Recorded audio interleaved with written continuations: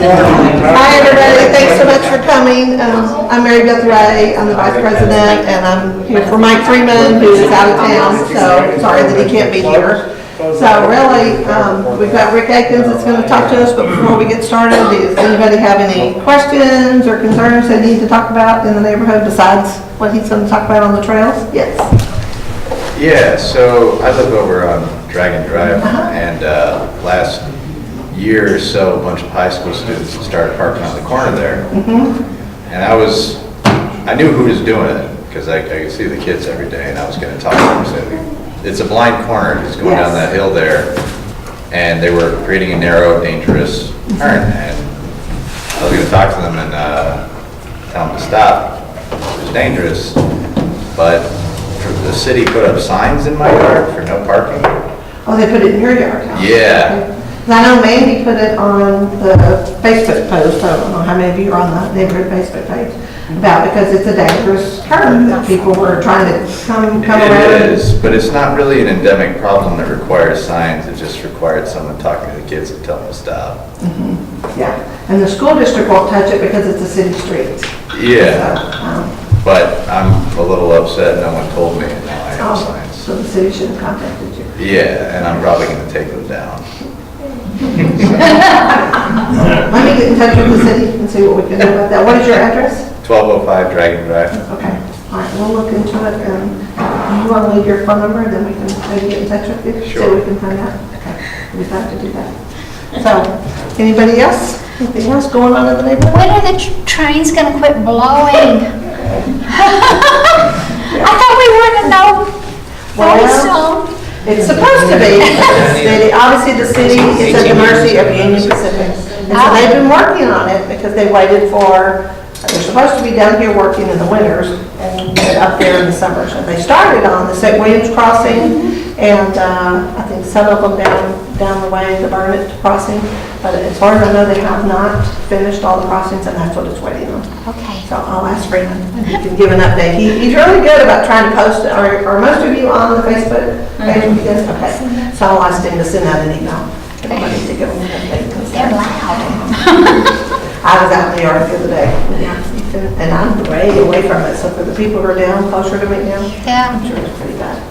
thank you. Okay, we'll check out there. Anybody else? Okay, well, I'm going to turn it over to Rick Akins with our Parks and Recs and he's going to talk to you about what's going on with the trails. No problem. So how much time do I have? As much time as you want. I learned a long time ago, time is power. So I've got you for 2 hours. If you see people starting to leave, you might be talking too long. They start matriculating out the door, but I'm usually pretty quick. And Katie and I are going to tag team this. We're going to talk about some of the projects that we have coming up, not just the ones that you guys are concerned about. And I know that's the trail connection between Centennial Plaza and Round Rock West neighborhood. And I'll tell you, we're really excited for this trail system to come along because it really gives us the first foray into getting and connecting the west side to the east side of the community. And to kind of go in and help you guys a little bit, the Union Pacific Railroad that you talked a little bit about is kind of one of the things that's holding up the trail project for us as well. And you know, I get to speak from a couple of different points with Union Pacific. My son used to work for them until about a year ago, and he left them. And they had a massive layoff, and that's a lot of what the problem is about. Is they used to have regional coordinators who basically coordinated. They would have a couple per state and in different areas. When they went through that massive layoff, they had one person that's handling about 5 or 6 states. So when I'm constantly having her call this person because not only does it affect the trail project because we are having to get an approval for them to go underneath or on some of their property, but it's the same thing with the quiet zones. So they need individuals to come work on it. Those individuals are now not working for Union Pacific. So when we try calling Union Pacific, all we get is a voicemail box that says so-and-so's mailbox is full and you can't even leave a message. So it becomes one of those things for frustration for us that we need signatures and approvals, but we can't get them because we can't contact them. And, not only have Parks and Rec struggled with it, but transportation, who's doing the quiet zones that have been approved. We've got money to do them, but, we visited with several folks here that if you remember the railroads from the 1800s, they've got more power than the government pretty much. So it's hard for us to force them to do, we can't force them to do anything. So we're at their mercy in a lot of these situations, kind of where we are right now. So we're waiting to get that approval. I asked Katie to make sure that she contacted utilities, because with our trail that we're putting in from here to Centennial, we have a water line that's going underneath our trail. And that's a good thing for us, because typically they're off to the side. We don't have a massive area that we're gonna go into, but in that section with that trail, they're gonna be putting that water line underneath our trail. So not only do they have to get approval, but we have to get approval from UP as well. And did you talk to them today? I talked to them yesterday, and they said that about a month ago, they heard that they wanted them, so what we're talking about is right here. So there's a wastewater line that comes basically the entire length of our trail, kind of weaves in and out of our trail. It's an existing line. They're gonna upsize it so that it has more capacity and that flows a little better. They asked them to move the line 150 feet one way or the other, which is not feasible at all for this project. It's off our property and everything. So they wrote a letter back that said, it's not feasible, we can't move our wastewater line, so you kind of just need to approve it the way it is. And so they're back in that queue. So from the time of submitting their permit to the time of actually hearing from them, it was about 6 months.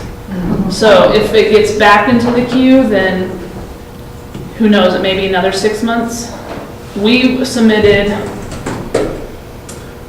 a year ago maybe, and we haven't heard anything. So it's really up in the air as far as when and how they are responding to requests. So, to Rick's point, I call our new vendor, our new representative, who is apparently out of New Mexico, I believe, and I get, your voicemail's full.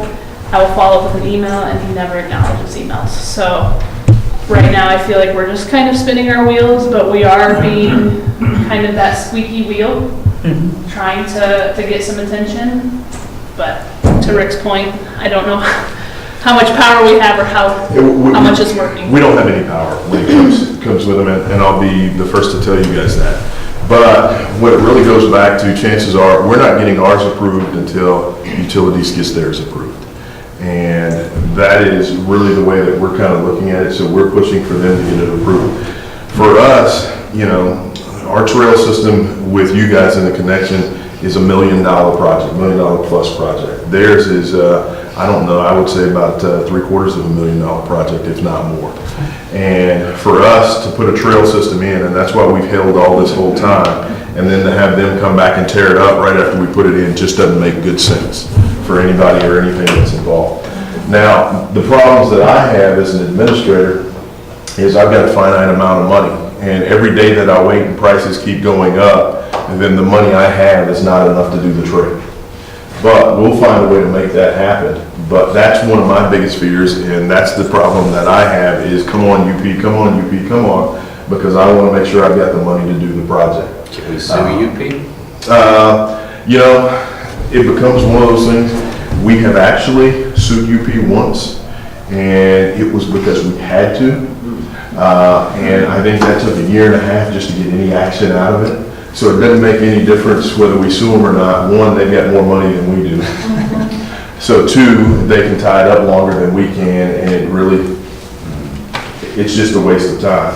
So really the play is you gotta find somebody on the inside that will be responsive to you. And typically that's when we've had our most success with UP is that we used to have a gentleman, I can't remember his name, and he was based out of the San Antonio office. Andrew Danish. And when you have that advocate on the inside that's constantly calling Omaha to say, hey, have you guys approved this? Have you done something with it? And is calling every week for you and is on the inside, that's how you get things done with them. The more you try to lawyer up with them, it just doesn't work out well for you. It hadn't worked out well for us. So you used to have a connection and now he's gone? He's one of those individuals that got reassigned or laid off. And like I said, they used to have multiple per state. Now we've got one individual that's covering several states. Now, I did hear that UP understands that this is not working well, so they're trying to bring people back and backfill some of those positions. You know, so I don't know where they are, what they've got going, but we're at their mercy until they sign a piece of paper that we get back, that we have the authorization to go build on their property. And that's the big holdup for us and for utility. So, What if we sent letters to the president of UP? yeah, Something like that. I can't encourage you to do anything, but 50. I don't think that's a bad idea. Yeah. You know, and it could go one of two ways. Either it goes and falls on deaf ears and they don't do anything, or they take notice and say, hey, let's do something about it. Well, if you get 50 residents here sending letters, that might get some attention. Once again, I can't tell you to do that, but I can't tell you not to do it either. So I don't have a problem having advocates for my projects, but this is one that's going to, I guarantee you, it's going to be sensitive because we're going to be building more trail that go under all the railroads around here, or we have to deal with crossings. So, you know, our goal is to stay as positive as possible with them and not burn any bridges, if you know what I mean. Yeah. So. I'm very, as you know me from this, I've emailed and talked to Rick many times, and I've even gone to his office. I'll pretty much sign or do anything to get the trail. That's the reason why we moved here. I used to live out in Dripping Springs before I moved to Nashville. My husband wanted to move here because of all the trails and because of what we could do. We chose here because of what was available at the time we were looking for a house, and I just thought, yes, now we have a trail system that'll put us off into the downtown area. We can, for whatever reason you want to go downtown and hang out, and whether it's exercise or entertainment, and I'm very frustrated and disappointed that it has not taken place yet. So if anybody, I'm not a good letter writer, but I can sign my name. If anybody wants to make a nice letter, and I'll be happy to do anything. Once again, we are very committed to getting the trail. We want it. We've got money sitting there. I get pushed all the time, Rick, spend your money, spend your money. And I'm always pushing Katie. Katie's my project manager who takes care of all of our projects, and I'm like, Katie, spend your money. And I meet with her multiple times a week to make sure to figure out where our projects are going. And we probably got 13, 14 projects in the queue, with some of our trail projects being the most difficult to get started. So if you built the trail and then they came in to do the water thing, they wouldn't have to replace it. The trail has to go second. The wastewater line kind of weaves in and out of the trail. So they wouldn't necessarily have to remove the entire trail, but a good portion of it would have to be removed, and so it And doesn't. just from a perception standpoint, we would look really, really dumb. Right. Not just for you Yeah, guys, there'd but be the rest of more the people than citizens. If that. we go build this $1 million plus trail, put it in, and then, 3 months later, it's torn up because we didn't wait for utilities to. Well, it doesn't sound like it would be torn up anytime soon. Well, once again, I still have to get that same piece of permission to build that, So, to move what are forward. the potential consequences if you do any work without their permission? We get sued, and I lose my job. What are they doing? I've noticed, I live right by the Hike and Bike Trail, Tejas Drive Okay. by McNeil Road. And I've seen them at the telephone poles, kind of digging at the bottom a little bit, and then kind of stirring up the rocks, and then they put some little ribbons around some of the poles, white ribbons. I don't know what they're doing. I don't know that that's, so we do have a project that's going to take place at the Greenbelt there, the power line Greenbelt, is that the one you're referring to? It's about a week away from going out to bid. It would have been out to bid last week, but our designer actually went to Hawaii. I was like, we priorities here. But, so it's actually going out to bid next week to replace that entire trail with concrete and to add some benches along the trail. Because it's in kind of crummy condition No, right now. it's sir. It's and just, for y'all's interest, I got a phone call yesterday from somebody who lives in your neighborhood who couldn't be here, and, he just wanted to give his 2 cents about a couple of things, and that's one of the things that he talked about, was that green belt and that trail system that runs kind of through that utility easement between the neighborhoods. Our hope is that we get that done by the end of the year. And it starts looking like a really good trail system that it used to look like years and years ago. And his comment per se was really wanting to know about getting the disc golf course over there. And I told him I didn't think that worked very well, and I'll tell you guys the same thing, just because of the narrow widths of the homes. So to have kids in the backyard playing and somebody throwing an air frisbee that goes over a fence and hits a kid or something of that nature, I didn't think was a good idea. But I told him I'm willing to sit down and listen to anything else that you guys have, or if that means putting in a smaller version somewhere else or doing something else, I'll definitely listen to those things. But that was. I don't know if this pertains to what you guys are planning to do, but we in particular have had a bit of a problem. There's a tree, and it's not on our property, but it's right on the other side of our fence. Okay. And it grows into the fence. It's about to knock the fence over now. And we called the city several times. They don't mow over there or Who anything, did you there's call? weeds. We called the city Parks and Recreation. Call me and shoot me your address. I'll have our forester come take a look Anyway, at it. the thing is, there was weeds and all that kind of stuff growing around it. My son, we've called for a year and never really got much Who'd of you a talk to? response. Just somebody, whoever answers at the Parks and Recreation. And Shoot me so an my email. son, I told him, if y'all don't come out and do something, my son's gonna cut that tree down. And it's not on our property. Well, he went out there and cut the branches that were encroaching and threw them on bike trail. And they did come and pick them up. Just shoot me an email, That's not good. and I'll have somebody get back in touch with you. Shoot me an email tomorrow, we'll get back in touch with you. Okay. So it's not possible to build like the latter half of the trail after the railroad?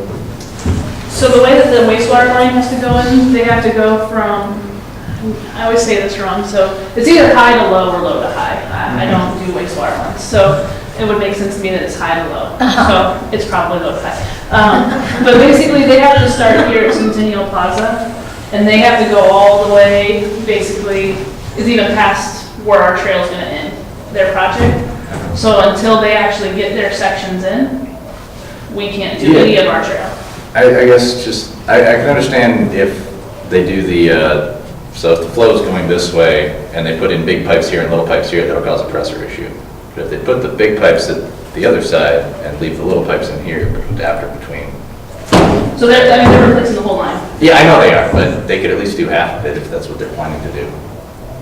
Well, they can't do anything because they're waiting for Union Pacific. Right, Yeah, exactly. well, isn't Union Pacific, don't leave that one part right there? So that, I guess, if you're asking if utilities will install part of the wastewater line, I don't think they will. They're not, because what they're gonna do, once again, it's just like any other project. When you start paying mobilization costs and different things of that nature, when you bring that construction crew in and you pay to bring the stuff in, you're paying for the whole thing. If we allow them to mobilize and leave and then mobilize again, then those prices continually go up incrementally, and they're not gonna do that. It's gonna be that economy of scale that they get from doing the whole thing and not sections. So I can guarantee you, they will not do that. Yeah, if it's gonna be another couple of years before they can do it, they got a couple of years until they Well, to okay for it again. You know, this is one of those things that, you know, we know we're dealing with it, and this becomes one of those things that, you know, hopefully a mayor makes a phone call, city council starts calling Omaha, Nebraska, and starts really saying, hey, you guys are really, you're causing problems for us, and hopefully they start listening and do some things. But once again, Union Pacific, they don't have to do anything for anybody. They were here first.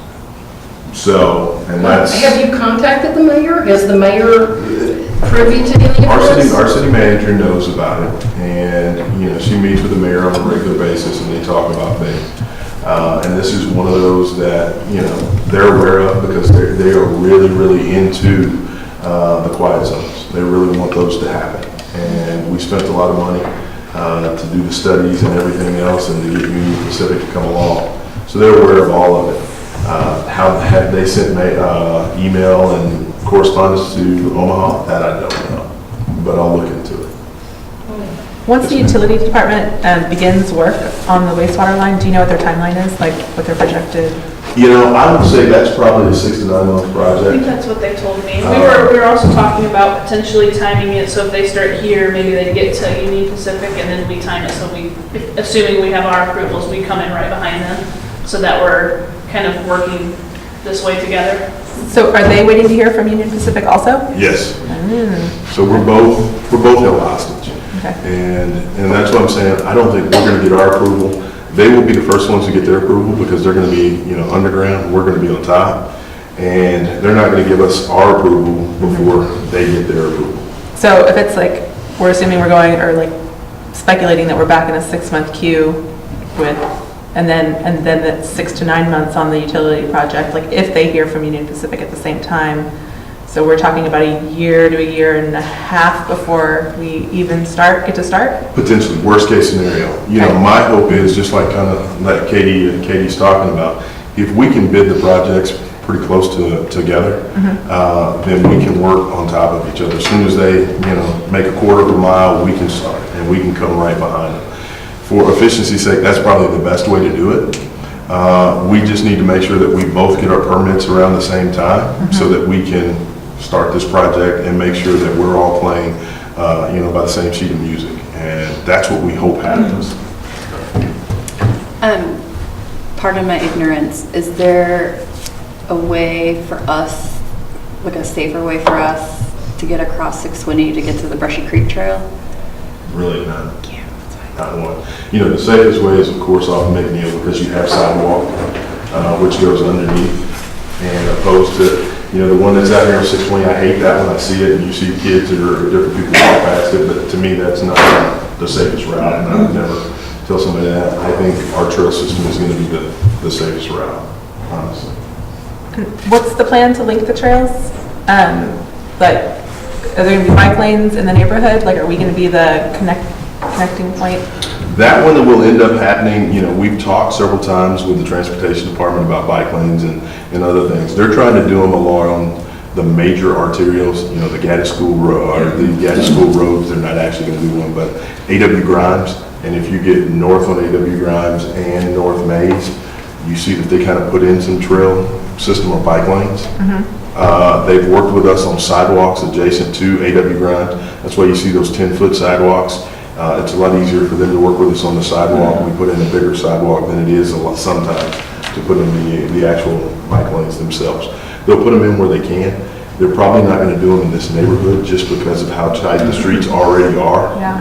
And to come back in and squeeze that width would really cause some problems for some of you guys in these neighborhoods. Some of the older or newer neighborhoods, they could potentially do that, but that's going to be one of those things that we have to continue to coordinate with them. We've looked at it in downtown areas, if we redo streets, things of those nature, where we can do sidewalks and things like that. But it's, bike lanes where we are is going to be pretty tough just because of, I don't want to say, I'm going to say because of past foresight. How's that? Yeah, no. I was just gonna say it would be a solution to your sign problem if you could make it a bike lane instead, you know?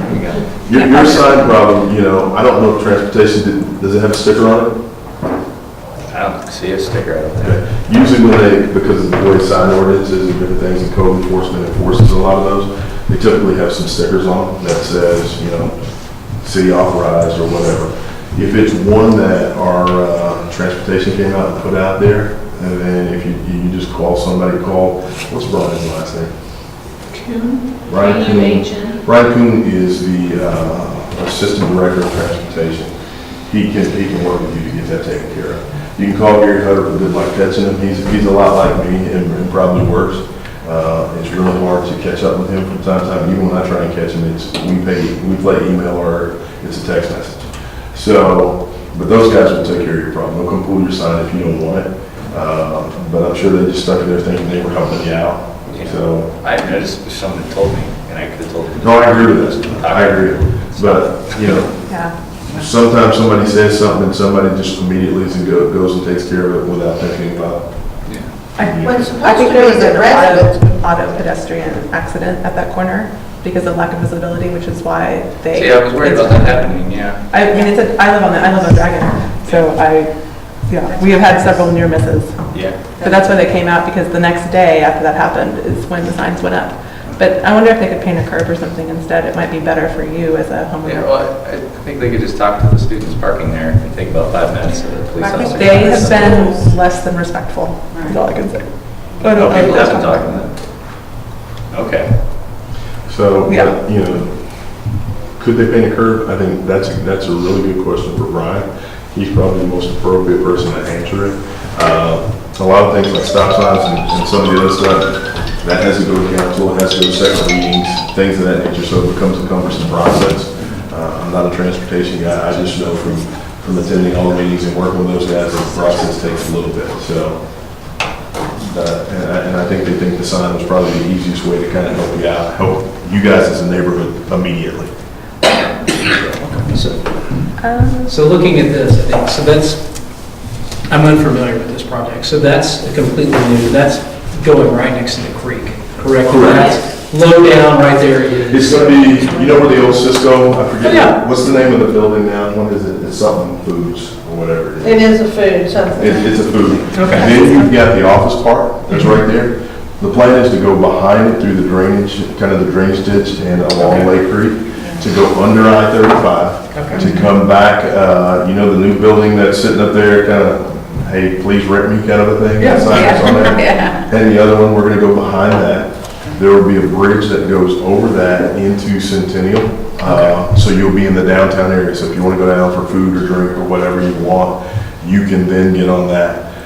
We're currently working on a different trail to kind of connect the downtown. And that's going to be the gap from the Rab House. And we've got pictures, if you want to see them, we'll show those to you. From the what house? From the Rab House. And that's where the Brushy Creek East Trail to the downtown area. We're then going to miss a section that's kind of between Georgetown Street and May Street that we hope we're really close to negotiating some approvals and purchase of land with some homeowners to get that section put in. Then we're waiting for a signature from the school district that should have happened. Is it another month? Is it? Because of their process. To get through their process, to get approval from them so that we can submit that paperwork to CCEQ, so we can then move forward with that project, but it gives us the gap between there and the county trail system, so you'll be able to link up and go 17 miles in either direction. I was just thinking for that, because I'm familiar with driving on over here. Correct. I guess it's Lake Creek. You know Lake Creek? Yes. Lake Creek over there to McNeil, the Neil place, that sidewalk and good all the way, just to get under 35. If that either was striped for bike or pedestrian, that'd be easy to get underneath now that they've opened up. What's the street that cuts into downtown there? Baghdad. This- Baghdad, that goes, that they redid and do that. That's the only little piece right there, is the no sidewalk or whatever, under 35 or anything, Oh, no. with stripe for a bike. No, I get it. Yeah. But that becomes Is that Union Pacific again? well, it's going to be Union Pacific, but it's also going to be transportation. Okay. And really whether they think they have the widths to be able to do that. And I can tell you it's going to be pretty tight. Kind of goes back to my comment before, I think it goes to past Foresight. Yeah. I don't think that past Foresight was there. That drainage area that you were talking about, the one that's like, it's not the creek, but it's just that big kind of tank holding area behind the business complex. Is there any way to like aerate that, kind of like y'all did the pond, like with a fountain or something? It gets super funky. I'm trying to catch up. That's actually private properties. is? The office complex is owned that. It's not very pretty, and it's like a mosquito magnet. I was just, like, a little bit of flow would go a long way. My other question is about lighting, particularly when it goes under I-35. Are y'all planning to have that be a lit area? If there are going to be areas that are going to be, that we feel are confined or that we need light, we would put light in those areas. Typically, other trail systems, we don't light because we don't want to encourage people to be out there at, midnight and so on, running, walking, doing the other things. But in box culverts that we use as underpass or things like that, yes, we do light. Okay. Just because it is coming from like a the downtown area. I mean, I'm sure some people will be coming back at midnight. Yes, we will light those sections, Okay, cool. so. You leaving us? It's kind of hot in here, I need to, it's making me cough. I gotta sleep. No problem. Your time's up. Okay, wait, I want to hear about Robinson Ranch. Can't leave until I hear about that. Oh, yeah. We don't know a lot about Robinson Ranch. Now, I have been approached, but I don't feel like I have enough information that I haven't sat down with them yet to really talk about some of the things that they've talked about, and this being, and when I say they, I'm talking about from The family. a bigger perspective, not just a family, but it's going to be, you know, the WCID, it's going to be our utility department, because a lot of that is, that they're talking about has to deal with, you know, some of the issues that we have over here with some of the homes and flooding and the other things, and that's why a lot of that is coming into yeah. play. So, I don't think I have enough information to talk about it, because I've only had a preliminary discussion with them, and I don't know what they want to release to the public just yet. So, Fair. I don't feel like I can talk about that. Is that also in the Austin ETJ? It is, a lot of it is, and there's some of it that's in our ETJ. So it really goes back to, I think they've come up with some creative things, but, you know, how creative are they? And, you know, it's going to be, once again, it's bigger than just Parks and Rec. It's going to be parks, utilities, the mayor, the council, city administration. Everybody's going to have to get involved, because that's going to be a big, big problem. Yeah, I just don't see Austin caring about what's happening up here. They never have, and, you know, I'm just being honest, they make it very difficult a lot of times, just because it's not a priority for them. I So, know part of that land is in the flood zone, so it's not really buildable, so it's more, you know, parkland or, you know, the WCID. Absolutely. I know Freeman is president of the WCID, so he's definitely looking into that. absolutely, you know, I think, you Well, I know, know they have caves too. they do, and, you know, for us, having karst features and karst credits and things of that nature, we don't necessarily have a problem with having karst features or land that's in the floodplain. We just need a little bit that's going to be buildable, because we do need to build different things within the floodplain. So that doesn't scare us. I think the big deal truly is going to be, you know, how do we work with the public and our citizens? Because the last thing we want to go do is buy a piece of property that we're going to take care of Austin, or we're going to take care of somebody else besides the folks in this room and the rest of the community. Is Robinson Ranch that big open Huge. space owned by that one guy who used to sell it, sort of thing? Yeah, it's, Kind that of family, along the corner, family like has behind. a lot of money and a lot of property, and they're not motivated by, you know, kind of like UP, they, you know, they're motivated by whatever they want. Well, they've been here forever. Yeah, and they deserve to get to keep their property and do whatever they want to with it, so it just, whatever can be worked out. I like it, I find it soothing to drive by, but I can understand why it might be a bit of a problem for some. I think, really, I don't know that it's a problem. I think it has the potential to solve problems. And I think that's going to be the big issue there.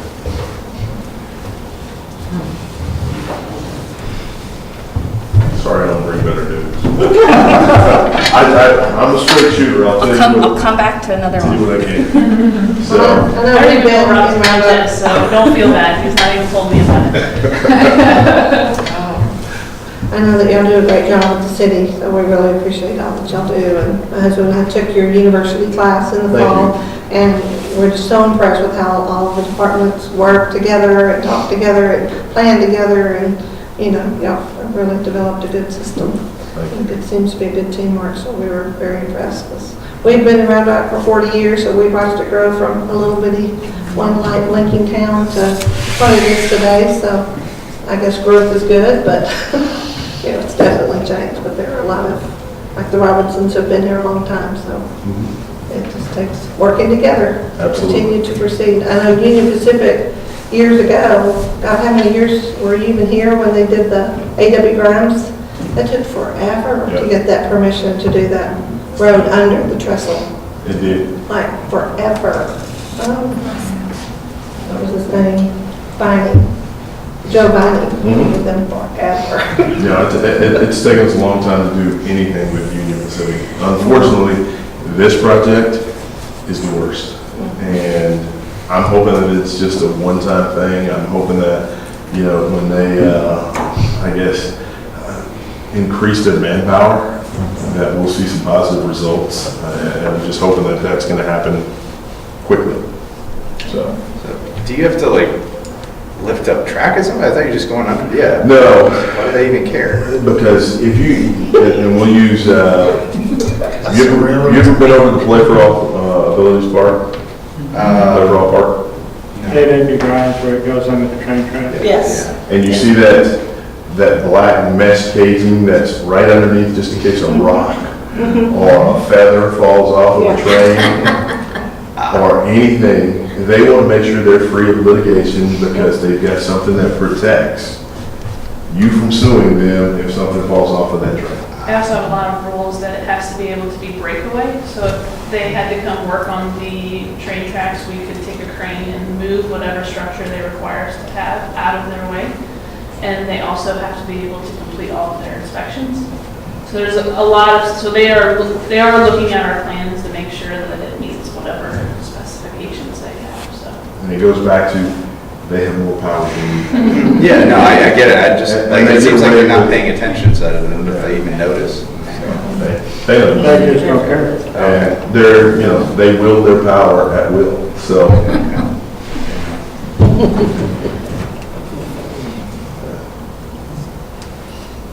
Thank you.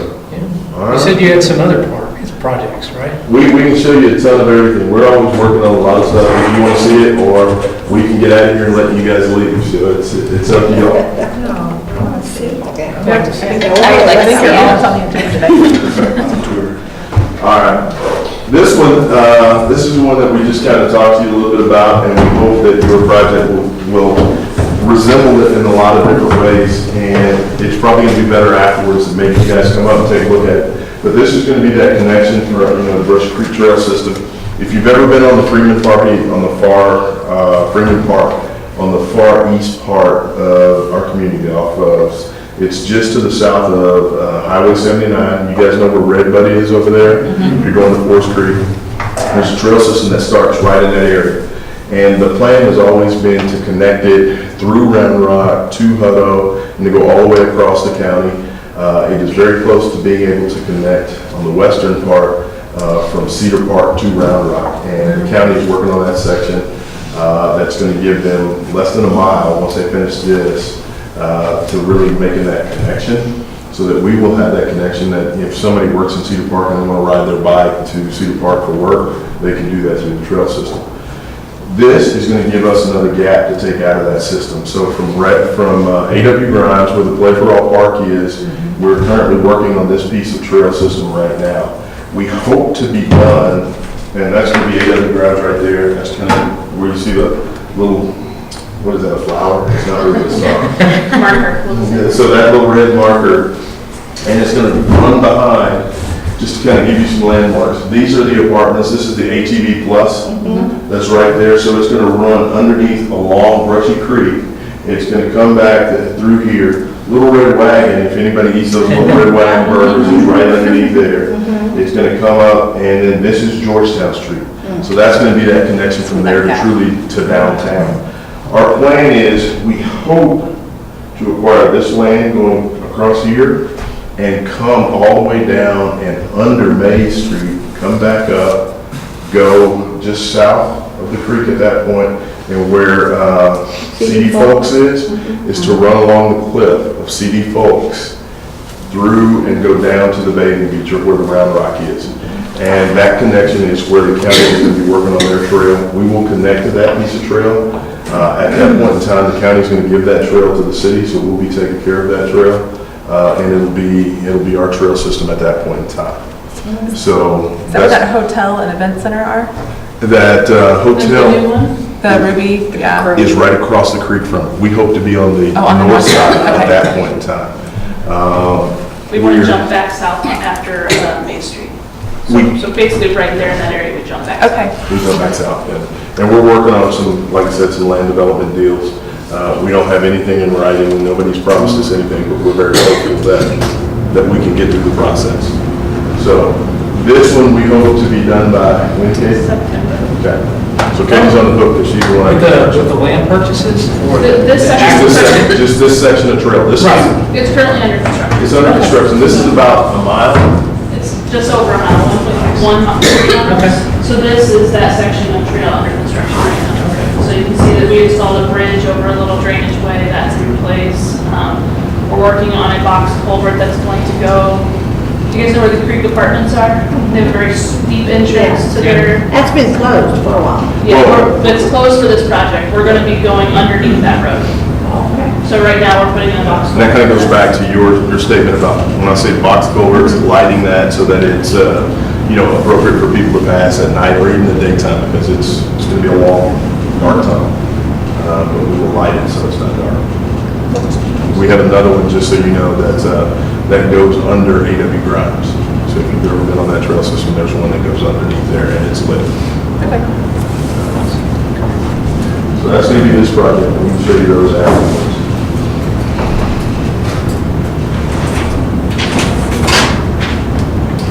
This is kind of the big one, and this is the Heritage one, Heritage Trail.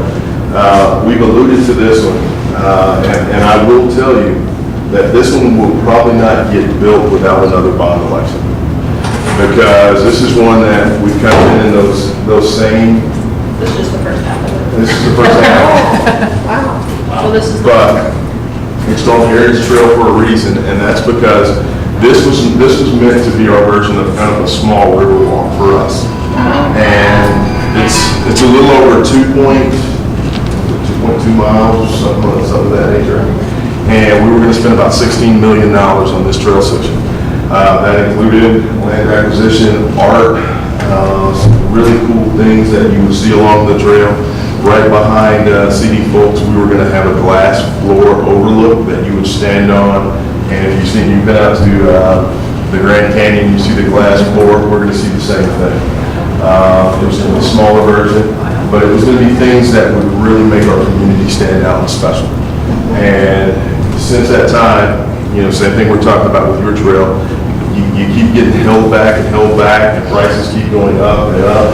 So that money that we had, we've used on some on other projects, we've used some for land acquisition.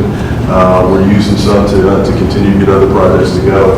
So we've got to come back in and replenish that stock at some point in time. Because we had this bond election in 13. And so within those 6 years, the prices have just tremendously gone up. So this one's a little more difficult to see, so I'll kind of walk you through it. The Round Rock is right here. This is just the trail road. So this is Bathing Beach. So the project included redevelopment of Bathing Beach to actually make it, something now. A bridge over Chisholm Trail Road with a rock viewing platform, I guess. And then continuing on the north side of the creek, this is an existing bridge that takes you into Memorial Park right now. And then going through Memorial Park, we would actually come back behind the ball field and do a spiral spiral ramp, I guess you could say, up to the top of the bluff. And then this is where we're saying we would continue along CD Folks. The next section, we're thinking we'll put a bridge right here and then go under Bay Street and continue on the north side. But that's the next section. And, after we're done, there's some small pictures on the side that kind of give you the elevation and the view so you guys can see what we're really talking about. I think when we get these sections done, as a community, you're going to feel really, really special that you live in a community that has done some of these things. Because I believe it's going to be a top flight trail system that you can talk about nationally, not just, hey, we put a sidewalk in a grass path and we let you go from A to B. This is going to be very well thought out. The timeline I did not mention, but the timeline on the trail system, it goes back and it's called the Heritage Trail for a reason. It's going to talk about the history of Round Rock. So we're going to tell our story from the 1800s to present day as we move from west to east, and then we we will get more current. So, talk about when it was the town of Brushy, and then when it changed to. So that's why you'll put the Stagecoach in where it's at? Correct. All that is about the heritage, telling stories, preserving the history of Round Rock. We own all those buildings over there, and just to come back and really see how this is going to look over there, we hope will be more of a tourist attraction. We hope it will also spur a little bit of economic development in that area as well, and continues to become one of those areas that people want to come and have dinner. We hope restaurants and different things pop up over there. We just want to make this a cool place for everybody to want to hang out. So that's the plan of that project. What's the timeline on that if you do get the money? Once we get the permit from the school district, we're hoping next month sometime. When we get that, we hope to submit it to TCEQ. This is one of those things that, I'm a doer, so I would love to get a piece of paper, walk to you and say, sign this piece of paper, but I don't get to do that. So I have to send that piece of paper to somebody, and it sits on their desk until they're ready to sign it, and then send it back to me, or send it to Katie. And once we get that paper, then we can bid the project. And once we bid the project and have them mobilized, I guarantee it's probably going to be a year to build it, a little bit more. They always keep telling me it's going to be 18 months, and I keep telling them it's going to be a year to build it. So I'm sticking with my story, it's going to be a year to build it. And that's what we hope. So When would the bond be presented, for what election? we're currently working on a new bond package now, just kind of really in the department, talking about what that future bond will look like. From there, it has to go to the council. The council has to give the authorization to say, hey, let's put together a citizen bond task force committee. We put it out to the voters. The voters hopefully will approve it, and then we can sell that easily. That's a 2-year process. So it's really one of those things that I'm going to say it, but I didn't say it. Is your camera working? Yes. Hopefully it goes off at this point. But, when you see those council members or those people, we need another bond. And for us, it's going to be one of those situations where, I tell people all the time, money solves all my problems. My problems are usually money related. I can fix things, I can get them to happen, but I just need to have the money to do them. And unfortunately, that means I'm going to need another Katie at some point in time to help her get all these projects done, or we got to call her or do something with it. So that's the hope. Now, is the Heritage Trail going to tie into the rest of the regional trail? The rest of the regional trail, absolutely. It's going to be a key. It's going to be a key component of that regional trail system. When is the regional trail from the Pecan Grove farther? Is that county or is that city? It's going to be some counties, some cities. Okay. And it's one that we've worked on for years to really be able to do that. We've already started some preliminary discussions. This one runs east to west, but we've started preliminary discussions to really start talking about, north and south. For us, that's going to be, connecting to Lake Georgetown, connecting to Georgetown. We want to connect to Pflugerville, Austin. We're talking about several different spinal areas to go north and south. The logical one to think about right now is 130, but we know we need to kind of get more western to go northern because we want to access Lake Georgetown, all those homes and those other things that way. So we've started those discussions.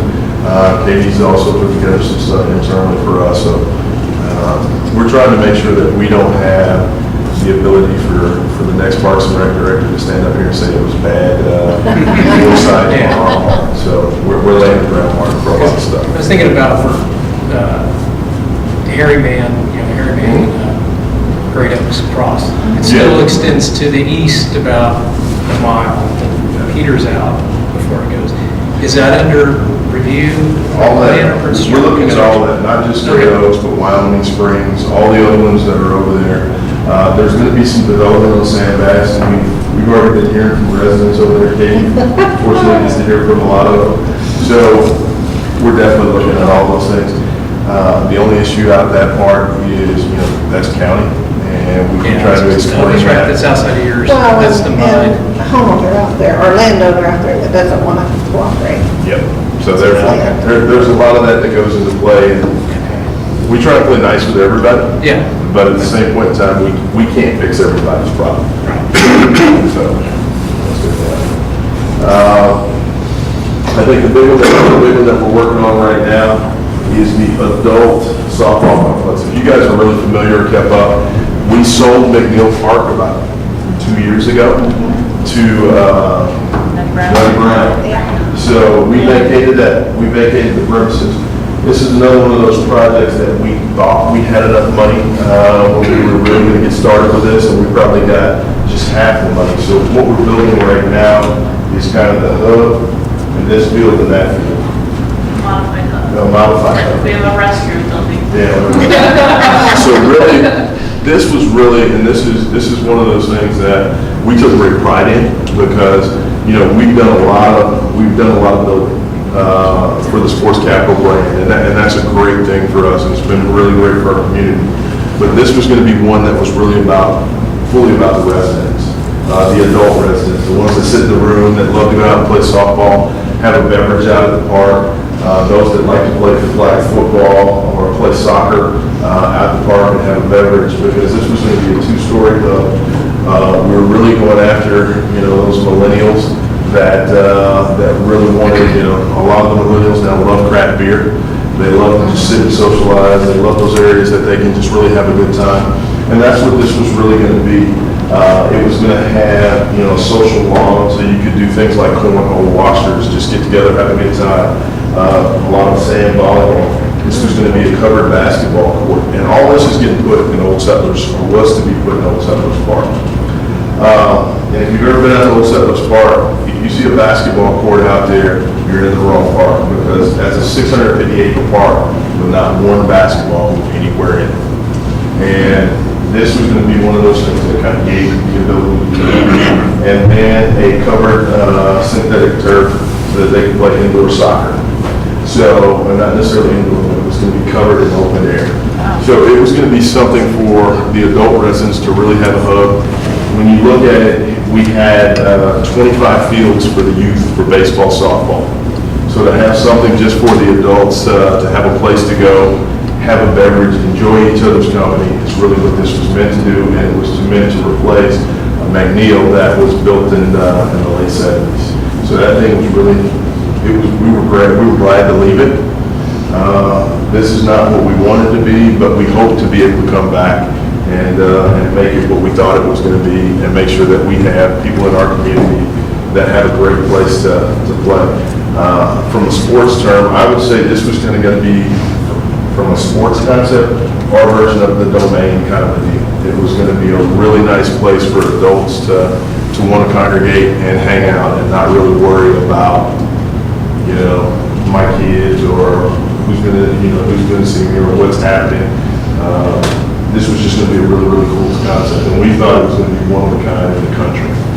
So we hope to finish it off. We're doing the first phase of it now. We should be done with that.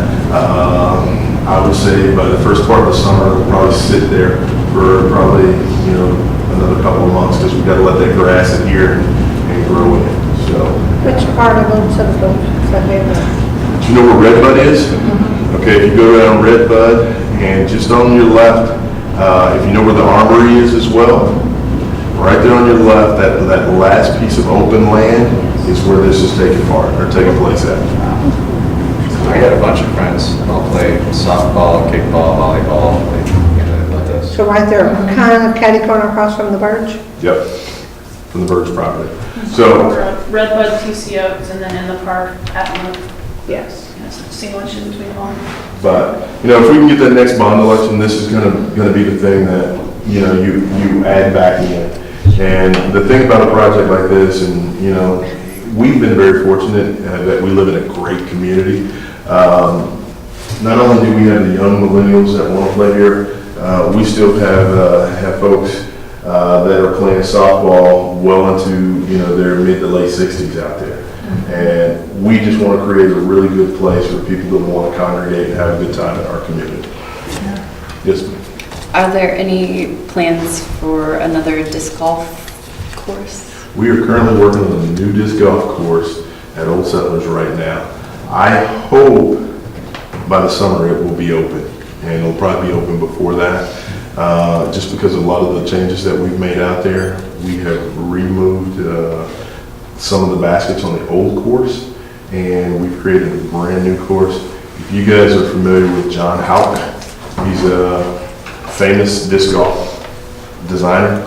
He's designed the course for us in conjunction with some help from Katie, because if you know about designers, they're very difficult to work with from time to time. So I told Katie, hey, go tell him either I'm gonna fire him or we're gonna get this course done here pretty quickly. So we're getting it done here pretty quickly.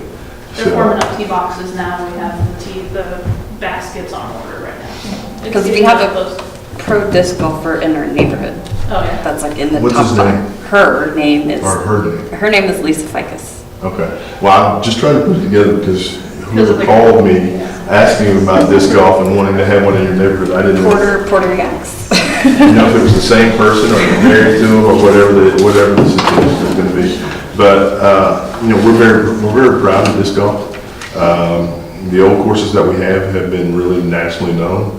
I think the new course, I'm not a disc golfer at all, but I will tell you, it looks extremely, extremely tough. Our friends have held a tournament there in the past. And so will people have the ability to do that? Yeah, absolutely. We work with the Disc Golf Association. Lala, Yeah, Ed Lala Coffee. do you know them? They hold tournaments out there. In fact, she's already reached out to me and said, hey, when you open a new one, we want to do a tournament opening, I guess. I'll get my guy to call you. Because they did it out there a long time ago. Because you have the big field. It was a Big Lebowski one, and so they would show the movie afterwards. So they would have the tournament, and then. I will tell you, it is a completely different course. It's all kind of around the creek and in the woods. I played the old one, so. Yeah, no, the old one was kind of wide open. It still had some tough holes. This is going to be It's narrow. tucked into the woods. And there's one hole that has a Y in it. So you've got to really figure out, am I going left, am I going right? My friends are gonna love it. I will not. I'll be in the trees. I mean, it's just, you know, We're long. yeah, I just see it and I'm like, there's no way I want to play this thing, but somebody's designed it. Those are probably the higher profile projects that we're working on. As usual, we're still working on a lot of park renovations. I know we opened Yellow Park a couple of years ago. Does it seem like it's been that long already? But we've got Frontier Park that we're just really starting construction on. Star Park that we just completed construction on. We've always got park projects, other things going on, in addition to what we've shown you guys, plus all the programs, you name it, rec centers that we're running. And I'm glad Mike's not here because he'd bring up the West Side Rec Center just because he likes harassing me. All of our pools are going to open up here coming in the next, time is flying, about another month or so. And 4th of July parade is going to be another big one. I know you guys do your own parade here in the neighborhood, but do your parade and then come see ours. We're spending a lot on it to try and make it one of the premier parades in the area. And if you didn't catch it last year, we had a lot of inflatables like the Macy's Day Parade. It was super cute. And some of the other stuff. We brought in big screen TVs, all those kind of things. Everything we're doing, we're trying to take to another level. So we'd love to have you guys come out and participate with us. So, I really have enjoyed the pop-up play dates. thank you. Yes. Is it going to rain on the 4th of July this year? I hope not, but here's my issue. I'm the one who has to make the call for that, whether we're going to cancel or not, and I'm always, it's going. So if it rains, we're going. And just news for you, this year's parade, we're going to start earlier. Oh, really? Because it got so It was hot, hot. It was hot. so fast. And so we're gonna start earlier this year, so you guys be prepared for that as well. Because the line at Colwise was very long.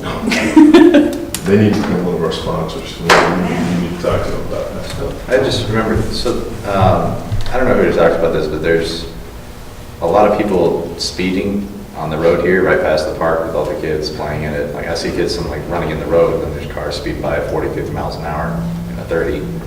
Partly that might be the speed limit signs aren't very well placed, but it's I get concerned. Call Brian. Brian.